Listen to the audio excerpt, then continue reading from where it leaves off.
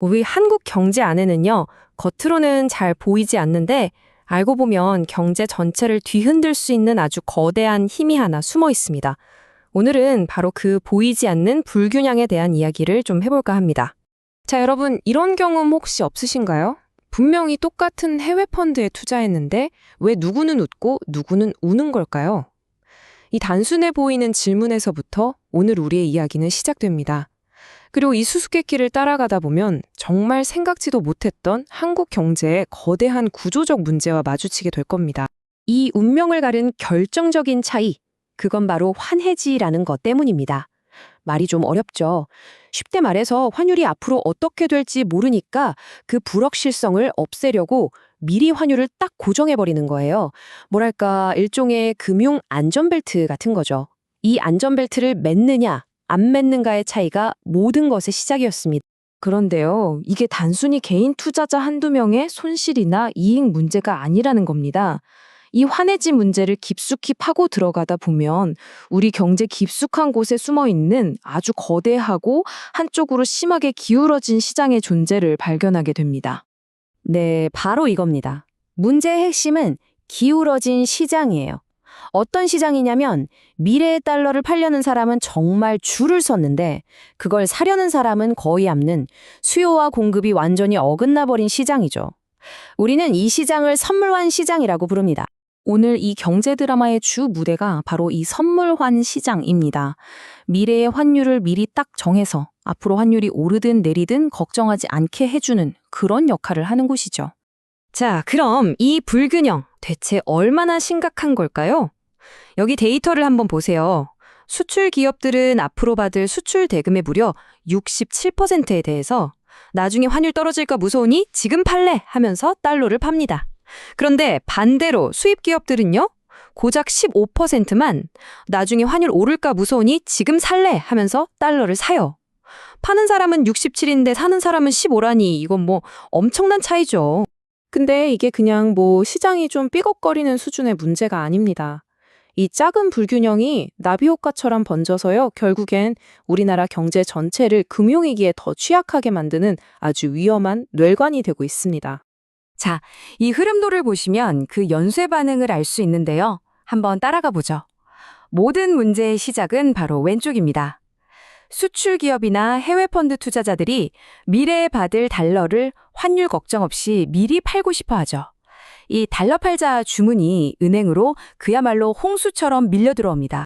자, 그럼 은행 입장에선 어떨까요? 미래의 달러를 받기로 약속만 한 거지 지금 당장 수중에 달러가 있는 건 아니잖아요. 그래서 이 환율 변동 위험을 없애려면 지금 당장 해외에서 진짜 달러를 빌려와서 균형을 맞춰야만 합니다. 바로 이 과정에서 우리나라 전체 단기 외채가 눈덩이처럼 불어나게 되는 겁니다. 자, 여기서 진짜 중요한 포인트가 나옵니다. 선물환 시장이라는 한 금융시장의 수급 불균형이 결국엔 나라 전체의 빚, 즉 단기 외채를 늘려서 경제 전체를 외부 충격에 아주 취약하게 만들어버린다는 겁니다. 이게 얼마나 무서운지는 2008년 글로벌 금융위기 때 여실히 드러났습니다. 당시 외국인들이 주식시장에서 빼간 돈보다 훨씬 많은 무려 486억 달러가 바로 이 단기 외채를 갚느라 우리나라에서 빠져나갔습니다. 이 구조적인 취약점이 경제 전체를 뒤흔든 순간이었죠. 그렇다면 대체 누가, 왜 이렇게 시장을 한쪽으로 기울게 만드는 걸까요? 지금부터 이 시장의 핵심 플레이어들을 한 명씩 만나보겠습니다. 자, 첫 번째 플레이어입니다. 미래의 달러를 시장에 가장 많이 내다 파는 주체, 바로 조선사들입니다. 이 그래프를 보시면 정말 압도적이라는 걸 알 수 있습니다. 우리나라 기업들이 파는 선물한 물량 전체의 무려 70%가 조선업, 이 단 하나의 업종에서 나옵니다. 정말 엄청나죠? 하지만 이들을 무작정 비난할 수는 없습니다. 연구를 보면요, 이건 어쩔 수 없는 선택이라는 거예요. 배 한 척 만드는데 몇 년씩 걸리잖아요. 그 긴 시간 동안 환율이 어떻게 요동칠지 모르니 회사를 지키기 위해선 이건 선택이 아니라 필수적인 위험관리 활동이라는 거죠. 자, 그럼 이제 시선을 반대편으로 돌려보죠. 파는 쪽은 이렇게 시끄러운데 왜 사는 쪽은 이렇게 잠잠할까요? 그 중심에는 정유사들이 있습니다. 여기서 정말 흥미로운 사실이 밝혀집니다. 정유사들이 굳이 환해지를 할 필요가 없는 이유는요. 그 환율 변동의 위험을 우리 같은 소비자들에게 고스란히 떠넘길 수 있기 때문입니다. 분석을 보면요. 환율이 올라서 원유 수입 가격이 비싸지면 기름값은 로켓처럼 바로 오르는데 환율이 내려서 싸져도 기름값은 깃털처럼 아주 천천히 내리는 비대칭성이 나타난다고 합니다. 그리고 마지막 세 번째 플레이어가 있습니다. 바로 우리 같은 개인 투자자들입니다. 해외 펀드에 투자하는 사람들이죠. 우리나라의 해외 펀드들은요, 자산의 약 60%를 환해지합니다. 이건 다른 나라들과 비교했을 때 굉장히 높은 수준인데요. 이 말은 곧 우리 개인 투자자들 역시 선물한 시장에서 달러를 파는 아주 거대한 세력 중 하나라는 뜻입니다. 그런데 여기서 정말 아이러니한 반전이 있습니다. 데이터를 보니까요, 우리가 안전벨트라고 믿었던 그 환해지가 오히려 수익률을 깎아먹는 경우가 많았다는 거예요. 이 그래프를 보세요. 동일한 위험을 감수했을 때 환해지를 안 한 파란색 점들이 해지를 한 빨간색 점들보다 대체로 더 높은 수익률을 기록한 걸 볼 수 있죠. 자, 지금까지 문제의 원인과 주요 행위자들을 모두 살펴봤습니다. 그럼 이제 가장 중요한 것, 해결책은 과연 뭘까요? 이 거대한 불균형, 어떻게 바로잡을 수 있을까요?